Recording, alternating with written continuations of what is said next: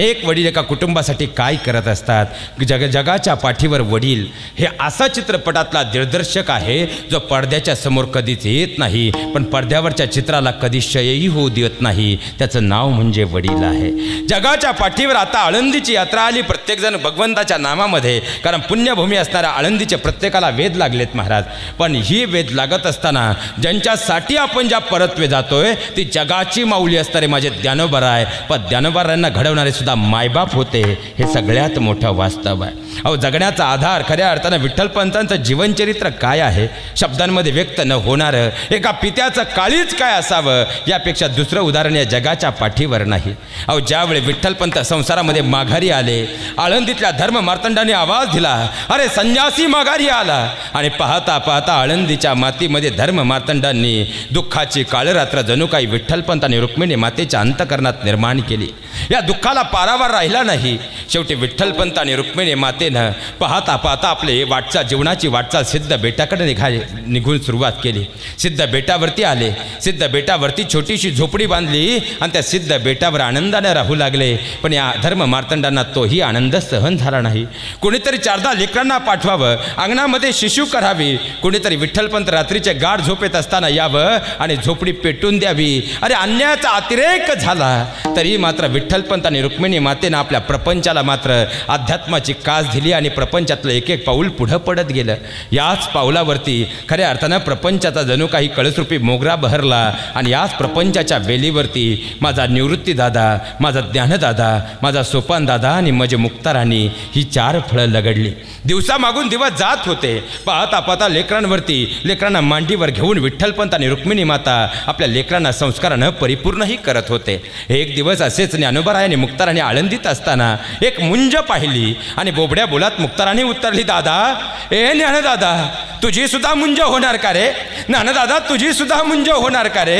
आणि ज्ञानदादानं छोट्याशा मुक्ताराणीच्या डोक्यावर हात ठेवला आणि सांगितलं, हो ग मुक्ता, हो ग मुक्ता, माझी सुद्धा मुंज होणार। तशी बोबड्या बोलात मुक्ताराणी उत्तरली, दादा, तुझी मुंज होणार? तुझ्या मुंजीत मी नवीन कपडे घालणार दादा, तुझ्या मुंजीमध्ये ही मुक्ताराणी नाचणार बरं दादा। आणि हो ग मुक्ते म्हटलं आणि ज्ञानदादानं मुक्ताराणीला घेऊन सिद्ध बेटाकडे वाटचाल केली। पण त्याच वेळी दुरून मात्र रुक्मिणी मातेनं पाहिलं होतं आणि त्याच रात्री डोळ्यातले अश्रू रोपवत रुक्मिणी माता विठ्ठलपंतांना उत्तरले, स्वामी, आपल्या लेकरांचं मुंजीचं वय झाले हो, आपल्या लेकरांना समाजानं स्वीकारलं पाहिजे, आपल्या लेकरांच्या मुंज झाली पाहिजे। आणि विठ्ठलपंत डोळ्यातलं पाणी अडवत उत्तरले, हो ग रुक्मिणी, माझ्याही मनात तोच विचार आहे। मग स्वामी, खऱ्या अर्थानं आळंदीत जाऊन तुम्ही पाहता का? आणि दुसरा दिवस उजेडला, सूर्यनारायण पाहता पाहता आकाशमार्गे विराजमान झाले आणि विठ्ठलपंतांचं एक एक पाऊल आता आळंदीत पडू लागलं। सकाळची धर्मसभा भरलेली होती। धर्मसभेसमोर विठ्ठलपंत उभे ठाकले, हात जोडले आणि खऱ्या अर्थानं आपल्या लेकरांना पुन्हा समाजानं स्वीकारावं म्हणून याचना करू लागले। पण आळंदीतल्या धर्म मार्तंडांनी याला आक्षेप घेत पाहता पाहता आपलं बोट पैठणच्या मातीकडे केलं आणि पैठणमध्ये तुमचा निवाडा होईल असं सांगितलं। शेवटी विठ्ठलपंतांचं अनवाणी एक एक पाऊल आता पैठणच्या मातीत पडू लागलं। सायंकाळची वेळ होती, विठ्ठलपंत पैठणमध्ये होते, भरलेली धर्मसभा होती आणि धर्मसभेसमोर त्यांनी आपली विनंती मांडली आणि त्याच वेळी पैठणच्या धर्म मार्तंडांनी सांगितलं, एक तर संन्याशाच्या मुलांनी जन्माला येऊच नये आणि जर खऱ्या अर्थानं तुमच्या मुलांना समाजानं स्वीकारावं असं वाटत असेल, एकमेव मार्ग आणि तो मार्ग म्हणजे देहांत प्रायचित्त। जणू काही कानामध्ये शिस ओतावं असं पाहता पाहता विठ्ठलपंतांच्या कानामध्ये देहांत प्रायचित्त हा शब्द शिष्यासारखा रुतवत गेला आणि विठ्ठलपंतांचं एक एक पाऊल आता पुन्हा आळंदीच्या सिद्ध बेटाकडे पडू लागलं। अरे, पहिलं पाऊल पडलं, डोळ्यासमोर निवृत्ती दादा आला।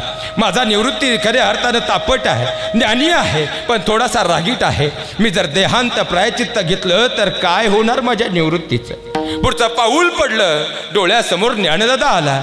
अरे, ज्ञानाचा भंडार माझा ज्ञान आहे, पण काय होणार माझ्यानंतर माझ्या ज्ञानाचं? पुढचं पाऊल पडलं, डोळ्यासमोर सोपाना आला। छोटासा अल्लड आहे माझा सोपाना, माझ्या जाण्यानंतर काय होणार माझ्या सोपानाचं? अरे, पुढचं पाऊल पडलं, डोळ्यासमोर मुक्ताराणी आली। बाप कसाही असू द्या हो, पण बापाचा सगळ्यात जास्त जीव जर या जगात कुणावर असेल ना तो लेकीवर असतो. कारण बाप लेकीचं नातंच असं आहे, लेक ही फक्त त्या बापाची लेक नसते, तर बापाची दुसरी आई म्हणजे त्याची लेक असते. कारण बाप आपलं मन स्वतःच्या बायकोसमोर कधी मोकळं करू शकत नाही. त्याला मन मोकळं करण्यासाठी जर जागा जगात कोणती असेल तर ती म्हणजे लेक असते. हे सगळ्यात मोठं वास्तव आहे. अरे डोळ्यासमोर 6 वर्षांची मुक्ताराणी आली. छोट्याशा मुक्ताराणीने अल्लडपणे यावं, बोबड्या बोलत वडिलांच्या मांडीवर बसावं, विठ्ठल पंतांचे गाल ओढावे आणि भरलेल्या ताटातून विठ्ठल पंतांनी घास घ्यावा आणि तो घास मुक्ताराणीच्या तोंडात जावा आणि छोट्याशा हातानं मुक्ताराणीनं तो घास धरावा आणि पुन्हा तो आपल्या वडिलांच्या तोंडामध्ये घालावा. चिऊ काऊचा शब्द गात विठ्ठल पंतांनी मांडीवर घेऊन मुक्ताराणीला भरवावं आणि गळ्यात पडून बोबड्या बोलत मुक्ताराणीनं उत्तरावं, बाबा बाबा ही मुक्ता कशी दिसते हाय. आणि डोक्यावर हात फिरून विठ्ठल पंतांनी सांगावं, जगाच्या पाठीवरची गोड परी आहे माझी मुक्ताराणी, पण त्याच मुक्ताराणीला सोडून कायमचं जायचंय. अरे डोळ्यातल्या आसवांनी पाहता पाहता समुद्राचं रूप घेतलं, पण एक एक पाऊल मात्र भरलेल्या डोळ्यांनी सिद्ध बेटावर पडत होतं. रात्र निघून गेली. आज रुक्मिणी माता विठ्ठल पंतांच्या वाट पाहत होत्या. बाहेर पावलांचा आवाज झाला आणि रुक्मिणी मातेला जाणीव झाली स्वामी आले. झोपडीचा ताटी बाजूला झाली. विठ्ठल पंतांनी आत प्रवेश केला आणि जसा विठ्ठल पंतांचा आत प्रवेश झाला, मिनमिन त्या दिव्यामध्ये जवळ बसलेल्या रुक्मिणी मातेने विचारलं, स्वामी आळंदीला गेला होतात, फार उशीर केलात. होय रुक्मिणी, आळंदीला गेलो होतो, पण आळंदीच्या धर्ममार्तंडांनी मला पैठणचा मार्ग सांगितला. मग स्वामी तुम्ही पैठणला गेला होतात. होय रुक्मिणी, मग पैठणच्या सभेत काय निर्णय झाला. आणि उसासा टाकत डोळ्यातले अश्रू लपवत विठ्ठल पंतांनी सांगितलं, निर्णय झालाय रुक्मिणी. अहो पण कोणता निर्णय झालाय ग. अहो एकच निर्णय झाला आहे, आपल्या लेकरांच्या कल्याणासाठी घेतलेला निर्णय तुलाही मान्य असेल रुक्मिणी. अहो पण स्वामी कोणता. आणि उसासा टाकून विठ्ठल पंत उत्तरले, रुक्मिणी देहांत प्रायचित्त. अहो पाहता पाहता अंतकरणामध्ये रुक्मिणी मातेच्या उमाळा दाटून आला. पण त्याच वेळी एका आईचं काळीज, एका बापाचं काळीज काय असतं.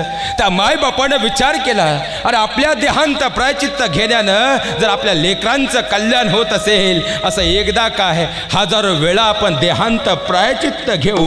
आणि पाहता पाहता दुसऱ्या दिवशी गोड जेवण करण्यात आलं. पुरणपोळीचा स्वयंपाक झाला. लेकरांना खाऊ घातलं. अल्लडची छोटी छोटी लेकरं आपल्या अंथरुणावर पडली होती. पण विठ्ठल पंत आणि रुक्मिणी मातेच्या डोळ्यातले अश्रू मात्र थांबत नव्हते, कारण शेवटचे डोळे भरून ते आपल्या लेकरांकडे पाहत होते. पाहता पाहता रात्रीचा समय झाला आणि विठ्ठल पंतांना खऱ्या अर्थाने जागेवरून उठले. सोबत रुक्मिणी माता होती आणि लेकरांच्या कल्याणासाठी माय बापांचा त्याग पहा. एक एक पाऊल आता देहांत प्रायचित्तासाठी इंद्रायणीकडे पडू लागलं. पाहता पाहता सकाळ झाली. आता मात्र विचार करण्यासारखी गोष्ट आहे हो. आपले लेकरू जर आपल्याला 2 मिनिटं दिसलं नाही आणि त्या लेकराला जर आपले मायबाप 2 मिनिटासाठी दिसले नाही तर आपला जीव जायला होतो. 8 वर्षाचा ज्ञानदादा आहे. अवघ्या 6 वर्षांची खऱ्या अर्थानं मुक्ताराणी माझा सोपाना छोटा आहे.